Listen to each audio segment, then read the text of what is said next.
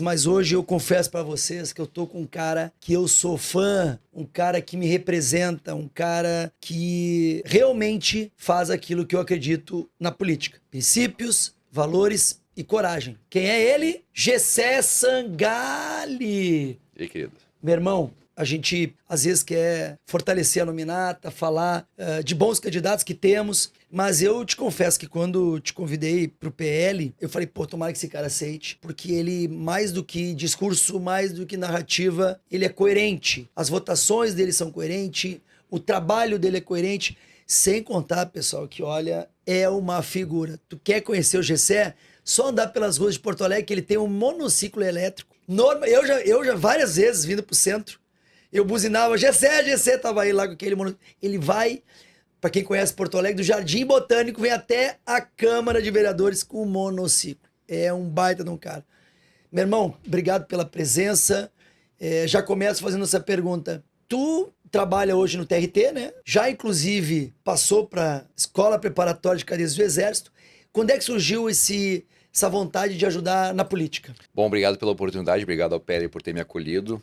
Num primeiro momento também, quando eu estava vindo de outro partido, eu já era de direita, sempre defendi esses valores, mesmo quando a gente não entendia o que era direita. Lá em 2014, 2016, quando a gente era anti-Dilma, a gente sabia que a gente não concordava com aquilo que existia, mas não entendia exatamente qual é que era a alternativa, porque no Brasil nós tínhamos 50 tons de comunismo, né? Exatamente. Basicamente era mais esquerda ou menos esquerda, mas falar que era de direita, basicamente era um crime. E quem, como se fosse, nos apresentou a direita no Brasil foi o Bolsonaro, por uma coerência de longo prazo. E em 2016, ou 2017, acho que em 2017 eu já era vereador, ele veio dar uma entrevista na Pampa. E eu fui lá tirar uma foto com o Bolsonaro. Foi a primeira oportunidade que eu tive de tirar uma foto com o Bolsonaro. Foi ali que eu me alinhei à direita. A questão de ter entrado na política foi que a gente se sente muito insatisfeito com os nossos representantes. E quando eu fazia faculdade na URGS, fazia física, antes de entrar na SpaceX ainda, eu me sentia um revoltado. Mas basicamente aquele rebelde sem causa, que queria que as coisas fossem diferentes, mas não lutava para que as coisas fossem diferentes. E daí ali eu meio que senti que não adiantava eu querer que essas pessoas fizessem aquilo que eu acreditava que tinha que ser feito, porque cada um vai ter um entendimento próprio do que é a vida, do que tem que acontecer. E daí eu comecei a fazer umas coisas ridículas, mas foi o que eu fiz naquele momento, como estudante de física da URGS. Eu comecei a escrever umas placas e colocar na fila do RU da URGS. E ficar aquelas plaquinhas na frente da fila do RU da URGS, algumas provocativas, algumas mais como se fosse para fazer a pessoa pensar. Uma até hoje está lá, não arrancaram, não tiveram coragem de arrancar de tão verdade universal que ela é, que é algo tipo, você é um dos privilegiados da elite intelectual do Brasil, fazendo faculdade gratuita. O seu ensino é de nível superior, vírgula, mas e a sua educação? É a pergunta no final. E embaixo, não fure a fila. Porque, cara, quem conhece a URGS sabe que o RU é um inferno de furar fila. Basicamente, RU restaurante universitário. Isso. Né? Lá no exército era rancho, né? É. Na faculdade era restaurante universitário. E daí, imagina, tá óbvio que tem a questão da socialização e tal, mas é ridículo que os caras que vão ser a nossa elite intelectual não respeitem o colega que tá esperando na fila. E aquilo já me incomodava um monte. E daí, óbvio que isso aí não foi eu entrar na política, mas foi como se fosse um dos primeiros lampejos de indignação, tipo assim, eu não posso ficar esperando de maneira passiva que as coisas aconteçam. Tu é um cara de posicionamento. E daí aconteceu de comecei a fazer isso aí. Daí eu queria crescer, porque eu via que o meu mundo também ele era um mundo mais limitado, imagina. Educação pública de Viamão, embora eu tivesse sentado na URGS, eu achava que aquilo era meio pequeno. Daí que eu resolvi estudar para a SpaceX. E eu descobri a SpaceX com 20 anos, com 19 anos. SpaceX é a Escola Preparatória de Cadeias do Exército, lá em Campinas. Digamos assim, o início da carreira de oficiais, né? Ou seja, tenente, capitão, major, coronel. Então ele foi lá para Campinas. Só que daí eu descobri que existia esse concurso quando eu tinha 20 anos. Eu fazia URGS. E daí eu vi que eu tinha 3 meses, porque era a minha última chance. Sim. Eu não sabia que existia isso antes. E daí eu Tu é cabeçudo, hein, cara? Comecei a estudar que nem louco. Eu basicamente acordava e dormia lendo para passar no concurso e tal.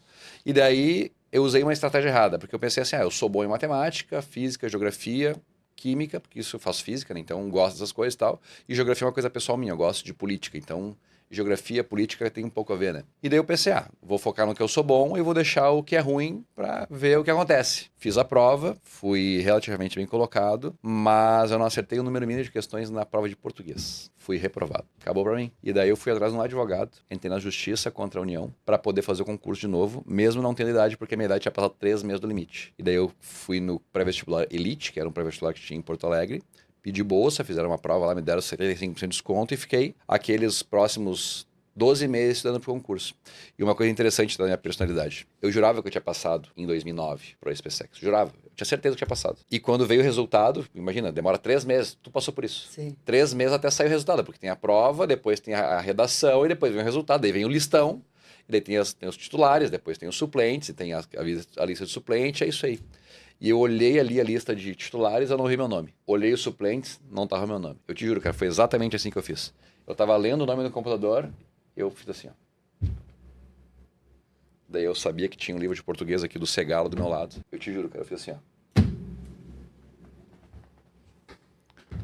Página 1, introdução. Quem é Segala?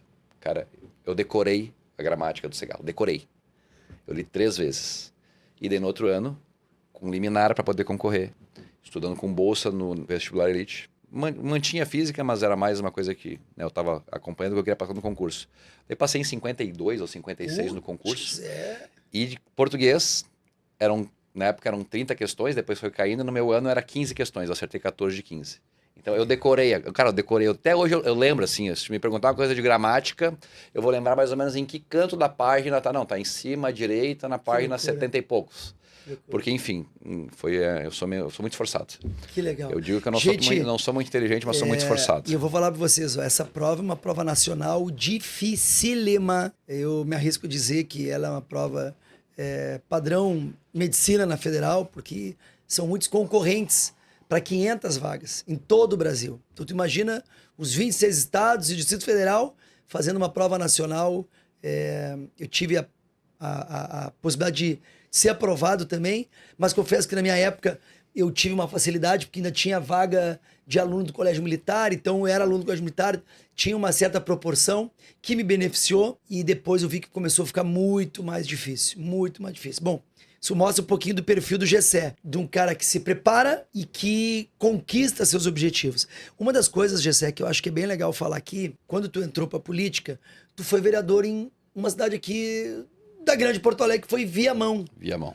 Tu morava em Viamão e aí decidiu ir para a SpaceX, aí depois tu voltou, né? Não. Isso aí.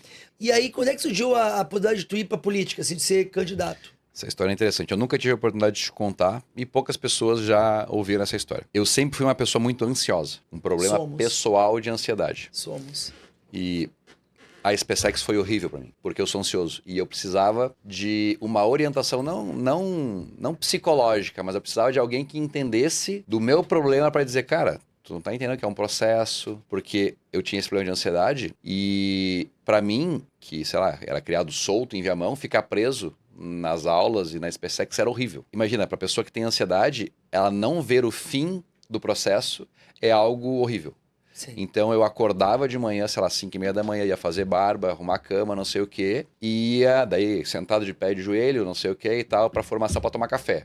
Daí 7h30 tava na sala de aula fazendo aula. E daí quando eu sentava na sala, todo mundo tinha os seus livros e tal, não sei o quê. E eu, na minha apostila lá, eu tinha o QTS, que é o quadro de trabalho semanal. Eu era tão ansioso pra acabar aquilo, que quando chegava meio-dia eu riscava o QTS até metade. E todos os dias eu esperava acabar o dia, e toda semana eu esperava chegar o final de semana. Isso quando eu não tava preso, né? Porque quando eu tava preso era ruim. Porque daí ficava preso, perdia o final de semana. Preso que ele tava, não entendo errado. Ele quer dizer que preso é que como lá é uma escola e vai gente de todo o Brasil, tem final de semana que às vezes tu tem um exercício de campo, tem estudo obrigatório, tem alguns treinamentos. Tu tem aqueles fatos observados.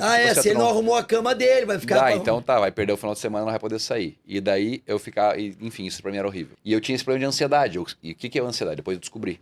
Ansiedade é excesso de futuro. Tu tá te colocando muito na frente daquilo que tu pode mudar. E depressão é excesso de passado. Sim. Tu fica te julgando por coisas que tu não pode mais mudar. E eu tinha esse problema de ansiedade, eu não sabia. Se eu tivesse vivido o processo, se alguém tivesse me dado a letra de que, cara, é normal, é isso, aquilo e tal, talvez eu tivesse ficado até o final. Mas eu sofria muito com isso. Então, quando chegou no final do ano da SpaceX, eu tinha passado no vestibular para administração na URGS. E daí eu pensei, cara, eu tô sofrendo demais aqui. Para mim, Caraca, não encaixa. Final do ano, ainda fez vestibular? Sim, fiz.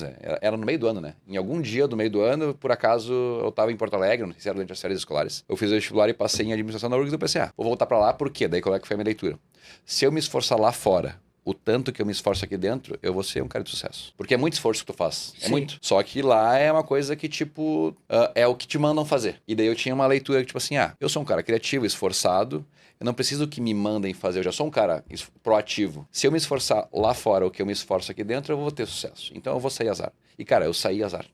Nem sabia. Pedi pra minha namorada na época, eu vou ficar sem emprego por um tempo, pode ser? Pode. Pedi demissão lá e tal. E eu pedi desligamento. Eu poderia ter pedido adiamento de matrícula. Só que eu não quis pedir adiamento de matrícula. Porque eu sabia que eu ia ficar um ano procrastinando para que no outro ia voltar lá e ia passar pelo sofrimento de novo. Então, quem assinou a minha exoneração, como se fosse a pedido, foi o Pujol, que era o comandante da AMA na época. E até depois encontrei numa festa aqui na... Sim, aqui de Porto Alegre. Eu tenho ainda tenho o meu certificado de reservista assinado por ele, o meu desligamento. Daí vim para Porto Alegre e entrei em administração, consegui passar para um estágio da URGS aqui de administração e em 2, 3 meses vi que abriu o concurso para o Tribunal do Trabalho, onde eu trabalho até hoje. E daí, eu já sabia português, matemática, física, química, só precisei estudar legislação. Li 3 meses ali, baixei a cabeça e tal, e passei em segundo no concurso e assumi como servidor ali da Polícia Judicial do Tribunal do Trabalho. Beleza. E daí, assumi o cargo e comecei a trabalhar. Daí eu pensei, meus problemas acabaram. Agora eu vou ter dinheiro, um emprego estável, não preciso me preocupar mais com isso. O que eu vou fazer da minha vida? Porque agora a questão econômica está resolvida. Tipo, consigo sobreviver bem com esse meu salário pro resto da vida. Não tem problema com nada nesse sentido. Daí eu pensei, vou fazer o que eu gosto. Daí eu comecei a pensar o que eu queria fazer quando eu era criança que eu posso fazer agora que eu tenho tempo e dinheiro livre, como se fosse. Eu pensei, eu vou ser piloto de avião, ou vou trabalhar com política, que é uma coisa que eu gosto, ou ia ser músico. 3 viagens da maionese, né? Não tenho talento para música, embora eu goste muito de música. A aviação, eu pensei, eu vou gastar dinheiro pra caramba com isso, e embora eu goste, não vale a pena trocar o cargo de servidor público para ser piloto, porque é uma vida corrida, no final das contas você vai investir para não ganhar nada, entre aspas. Né? Vou trocar 6 meia dúzia. E eu pensei, política é algo que eu posso fazer e eu posso mudar, eu posso ser o cara que eu reclamava que não conseguia mudar as coisas, mas agora, como eu vou ser político, eu posso ser o cara que muda a coisa. Sim. E eu falei, eu vou ser político. E daí, por acaso, meio que paralela a tudo, deu uns problemas no meu bairro lá, onde eu era em Viamão, e comecei a me envolver. E as pessoas naturalmente começam a falar, tem que concorrer. E daí, eu já queria, e tem pessoas falando que eu devo e tal, e daí fica meio que uma discussão ética, será que eu devo, será que é a hora, será que não é melhor esperar a próxima e tal. Eu meti os peitos em 2016, decidi concorrer e fui bem votado, fui o 5º mais votado de Viamão, na primeira vez. Depois, em 2020, renunciei lá, troquei o título para Porto Alegre, concorri em Porto Alegre, me elegi, dei o 26º vereador em Porto Alegre. Tentei deputado, agora fiquei em primeiro suplente da federação que eu estava. E agora estou onde eu deveria ter estado desde sempre, que é na direita, aí no PL 22. Fui convidado pelo Coronel Zucco. Gente, olha só que legal. Uma coisa que eu não tinha detalhes, né? Olha a capacidade intelectual do Gessé, né?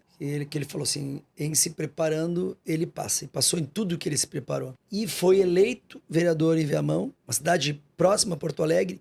O trabalho tão destacado fez com que ele fosse eleito vereador em Porto Alegre. E aí vem o que eu quero que tu explique, porque olha, foi ali que eu falei, cara, esse cara tem que vir trabalhar com a gente, tem que vir com esse gás. Ele tem um projeto chamado Concreta Beco. Vocês têm que entrar nas redes sociais do GCE, vocês têm que ver o antes e o depois. Eu fui. É fantástico. Ele visita os locais, os bairros de Porto Alegre, verifica alguns becos, literalmente becos, né? Que há um deslocamento de veículos ou de pessoas, mas que há um deslocamento que muitas vezes é afetado por buracos, por crateras. E eu fui... Qual era aquele concreto que a gente foi? Ele é na Omar Pereira, ali no bairro... Quantos tu já fez? 27. 27 concreta becos. Ele vai, faz uma explicação para a comunidade local, faz uma reunião, mostra como vai funcionar. Vocês sabiam que ele parcela do salário dele? Não é isso, né, José? Sim. Ele eu até queria que não fosse necessário, mas é assim que a gente sustenta o beco. Deixa de ganhar uma grande parte do salário para fazer uma poupança e vai lá e ele compra, né, o asfalto, a brita, aluga o carro, a betoneira, né? Eu aprendi alguma coisa com ele, mas olha, é muito legal. Então eu queria que tu explicasse como funciona o Concreta Beco e as tuas alegrias, o que tu já conseguiu ver de transformação nesses 27 becos concretados. Isso aí tá desde o primeiro mês de mandato em Viamão, 2017. Eu não prometi doar o meu salário quando eu me elegesse, em 2017, quando eu concorri em Viamão. Mas quando eu assumi o mandato, como eu pude acumular o meu salário de vereador, como servidor público, eu achei digno que eu pudesse usar parte daquilo que eu ganhava para fazer ações sociais.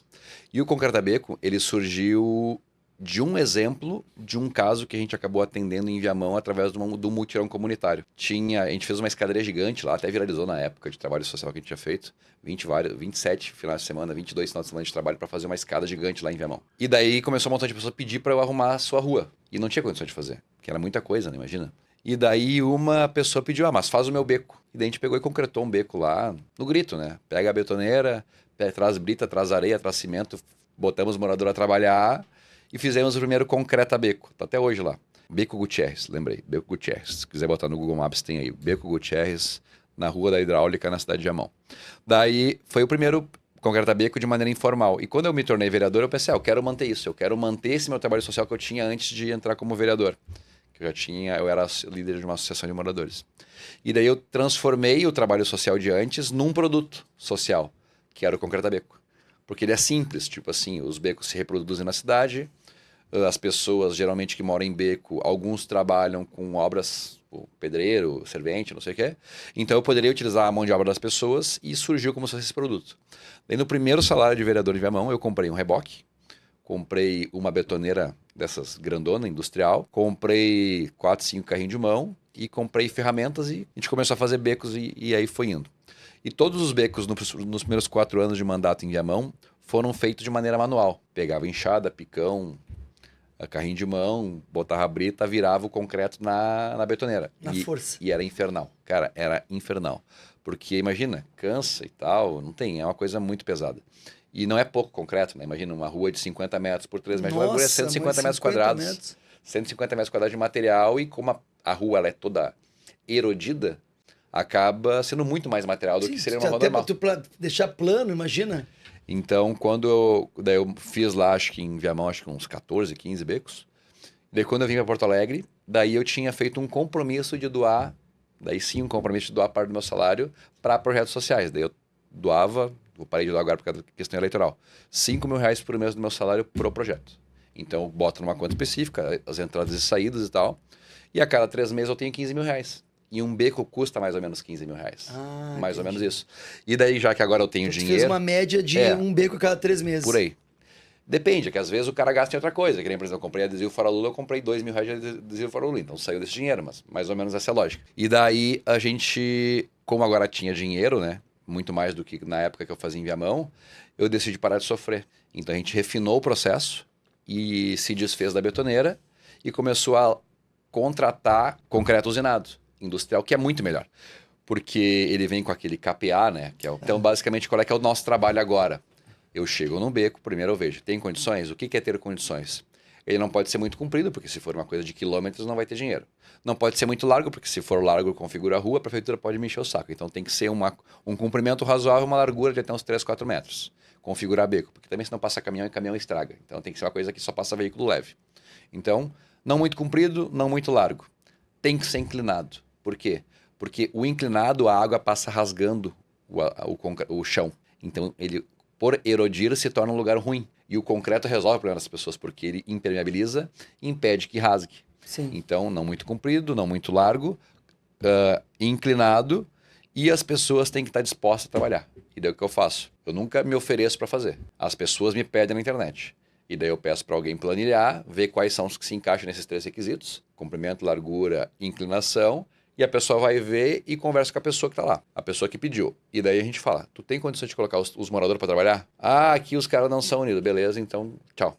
Vamos pedir para a prefeitura fazer quando der. Ah, não, aqui o pessoal pega junto. Então tá, então pega uma reunião. Daí eu vou na reunião. Galera, prazer, eu sou o Gessé.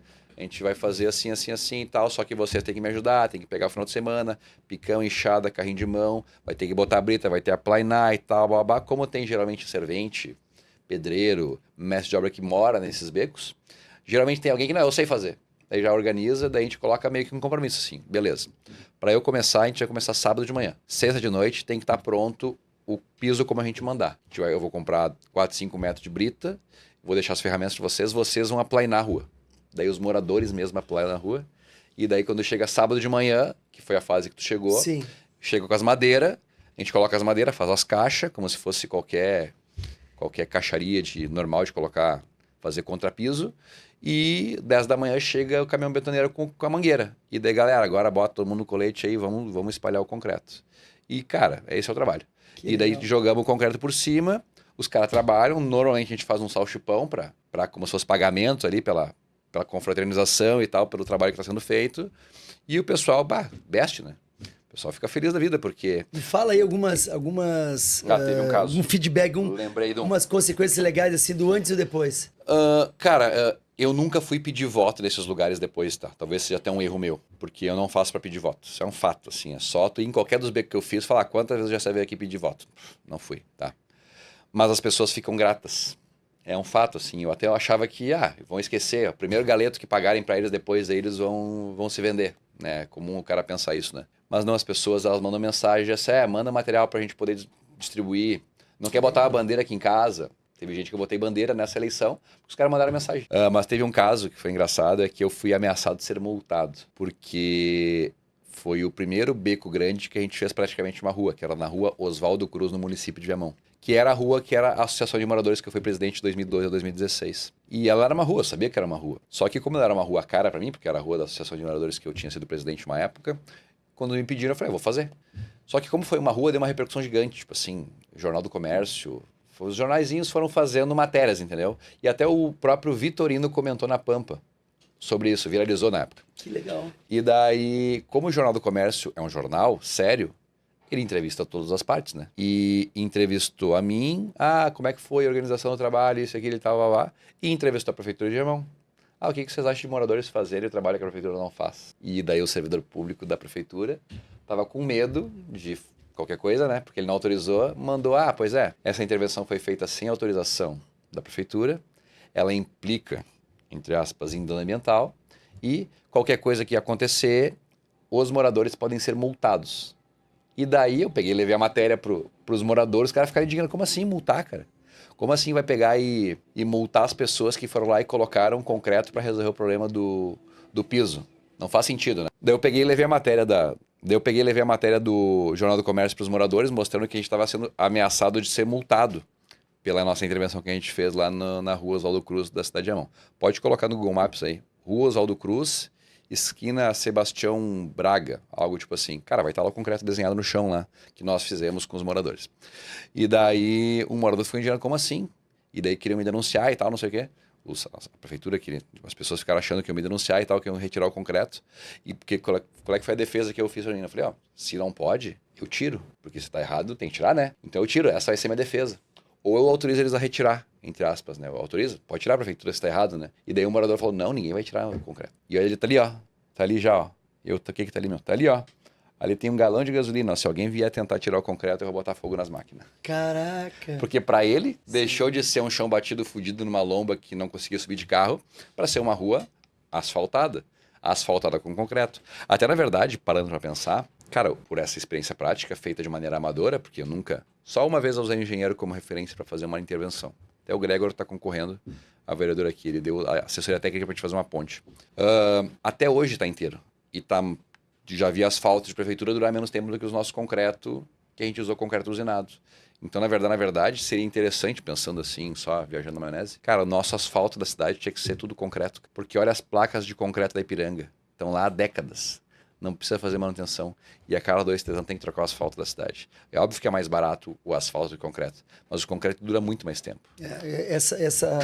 Essa grande questão, né, da administração pública sempre querer pagar pouco e mal feito. Mas olha, eu queria que vocês olhassem as redes sociais do GCE. Esse projeto concretamente é muito legal. Eu estive junto num desses. A comunidade fica muito feliz, muito agradecida. E é na prática o que o político entrega. Você sabe que o vereador tem né, a missão de fiscalização do poder da prefeitura, né, do executivo, é um legislador, leis, mas o GCE ele consegue fazer essa mescla. Na votação ele pega pesado e olha, esse cara, vocês têm que ver os vídeos dele. Ele é bom de oposição. Não vota aumento de imposto, é conservador, é de direita. Então, além dos projetos de lei, ele ainda tem esse projeto social, que é o Croqueta Aberto. Mas eu quero te perguntar sobre isso. Agora, esse ano, a gente está vendo, né, uma eleição ainda polarizada, a esquerda errando demais, né, com a sociedade, se elegeram por meio de narrativa, de mentiras. Tu mesmo me disse, né, que lá na Câmara de Vereadores é um problema também com os vereadores PSOL, do PT, porque é realmente uma estratégia de jogar baixo, de muita mentira, de enganar as pessoas. Mas eu estou sentindo que a gente está amadurecendo aos poucos, GCE. Nós estamos melhorando com candidatos, nós estamos elegendo majoritariamente centro, centro-direita, direita. O que tu espera para 2024? Qual é a tua visão dessa eleição? Eu tô achando que o PL pegou na veia. Eu acho que ele escolheu bons candidatos e quando tu assumiu essa responsabilidade aqui em Porto Alegre, pessoas trabalharam para que não desse certo. Sim. E nós trabalhamos para que desse certo e tu foi o líder desse processo. E nós conseguimos fazer uma nominata competitiva, até surpreendentemente competitiva, sendo que tínhamos, sei lá, 2 ou 3 meses para conseguir organizar. Não, e a eram nossa 20 dias. E a nossa 20 nominata, dias. a nominata ela ficou interessante. Tipo assim, hoje não vai ser surpresa se o PL fizer a maior bancada de Porto Alegre. Não vai ser surpresa. E até eu digo para os vereadores que estão concorrendo agora pelo PL, essa é a melhor oportunidade de qualquer candidato ser vereador. Porque eu não tenho dúvidas de que se eu não me eleger deputado, a Nádia vai, a Fernanda vai, o terceiro ou quarto colocado pode ser que se eleja. Então, ser o primeiro, segundo ou terceiro suplente hoje pelo PL em Porto Alegre é uma grande oportunidade. É verdade. Então, e foi graças à tua interlocução com o Valdemar e com o Bolsonaro que permitiu isso. Eu não tenho dúvida nenhuma. Até porque hoje, dentro da lógica dos partidos, o PL foi o que mais reconheceu os candidatos que estão concorrendo. Qualquer outro candidato que pensou em estar no PL e foi para outro partido para concorrer, hoje está arrependido. Eu não tenho dúvida nenhuma disso.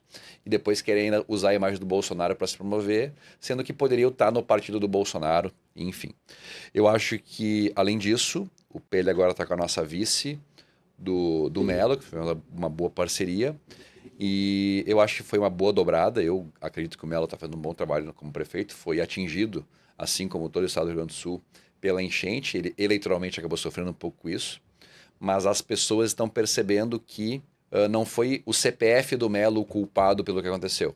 Sim. É óbvio que a reação, talvez o DEMAI e o DEP poderiam ter feito mais no momento adequado, não fizeram. Agora é aprender com esses erros para que não volte a se repetir. Mas a pergunta que fica é: quem será que deve ser o prefeito da reconstrução de Porto Alegre?